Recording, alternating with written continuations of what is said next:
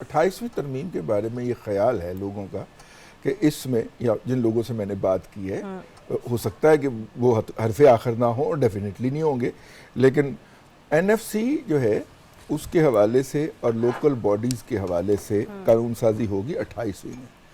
अब एनएफसी के हवाले से आपको पता है कल मीटिंग थी प्राइम मिनिस्टर साहब की सदारत में जो कि मुलतवी कर दी गई और कहा उसमें ये गया है कि इत्तफाक राय पैदा करने के लिए मुलतवी की गई। इसका मतलब है कुछ इख्तलाफात हैं। अब उसमें जो है वफाक चाह रहा है कि सूद की अदायगी और दिफा के बढ़ते हुए अखराजात के बायस सूबे अपना हिस्सा कुछ कम करे।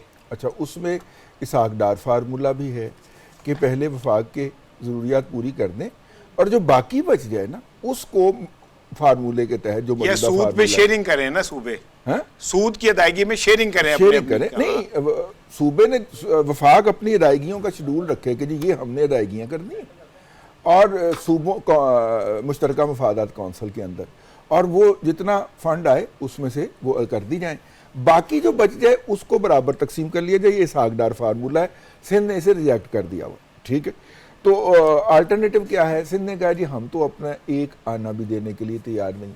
अब इम्तहान आ गया मतलब कि पंजाब का और सबकी माँ का इम्तहान आ गया कि क्या पंजाब अगर वफाक के उस खसारे को पूरा करता है तो पंजाब को अपने मौजूदा फंड्स में से 5% की मज़ीद कटौती बर्दाश्त करना पड़ेगा और इसके हवाले से पंजाब के अंदर से रिएक्शन आ सकता है, ठीक है ना। आप अपनी मकबूलियत को इतना तो ना ओवर एस्टिमेट करते जाएं। तो ये इसके ऊपर फड्डा पड़ना है। जब फड्डा पड़ना है तो 28वीं तरमीम जो है ना उसकी अप्रूवल दूर से दूर होती जानी है, लेकिन आपने वो काम ज़रूर करके रखना है कि इस दफ़ा आप गिलगित बल्तिस्तान की हुकूमत देने के लिए तैयार हैं या कुछ और। मतलब मेरा मतलब है कि वज़ीर आज़म भी तो बनाया जा सकता है ना। वज़ीर आज़म ना भी बनाया जाए तो वज़ीर आज़म बनाने का वादा तो किया जा सकता है। नहीं, वादा तो किया। मुझे एक आसान से सवाल का जवाब दें, ठीक है सर। चूंकि जो 26वीं तरमीम थी, जो 27वीं आईनी तरमीम थी, वहाँ तो वाज़ेह तौर पर नज़र आता है कि जैसे शख्सियात के हवाले से उनका नज़ूल था या उनका नफाज था।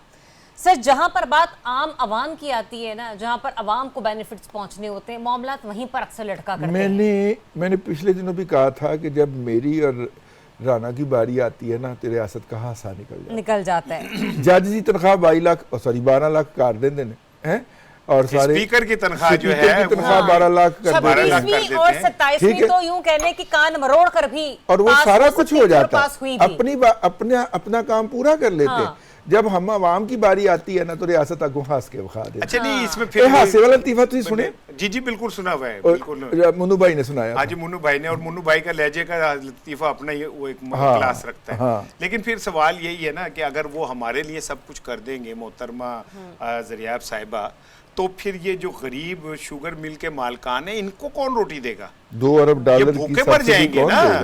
अगर आपने हमारे लिए कुछ कर दिया तो फिर इन लोगों का क्या तेरा क्या बनेगा? कालिया, ठीक है ना। वैसे ये सारे गोरे ही हैं। हाँ, नहीं अब मैं तो प्यार में कह रहा हूँ कालिया ना। अच्छा, फिल्म जैसे माए कहती है ना वो मरण जो गया, तो वो को मार। अच्छा, वैसे आपको पता है कि वो जो पिछले दिनों एक साहब जो थे जिनके बारे में मतलब कि एक बड़ी आला आईनी शख्सियत के को अक्यूज्ड थे ना वो, और वो पैसे किसी रेडी वाले के खाते में से निकल रहे थे, फलूदे वाले के खाते में से निकल रहे थे, उनको कराची की सफाई का ठेका भी दिया हुआ है हमने। अच्छा, कराची में जो गंद उठाने का ठेका वो भी उन्हीं की कंपनी के पास। अच्छा, लेकिन देखिए ये बड़ी बात है। मैं देखें अगर किसी की वो अच्छाई मान लेनी चाहिए कि दुनिया में मैंने कहीं नहीं देखा कि किसी चीनी वाले के अकाउंट में से अचानक करोड़ों रुपए निकले, फलूदे वाले के और किसी और के, और फिर जब उनसे कहा जाए कि भाई आपने वहां डाल दिया तो उन्होंने कहा जो आपको क्या एतराज है, मेरे पैसे थे मैंने डाल दिए। देखिए ये बड़ी अजमत की आला मिसालें हैं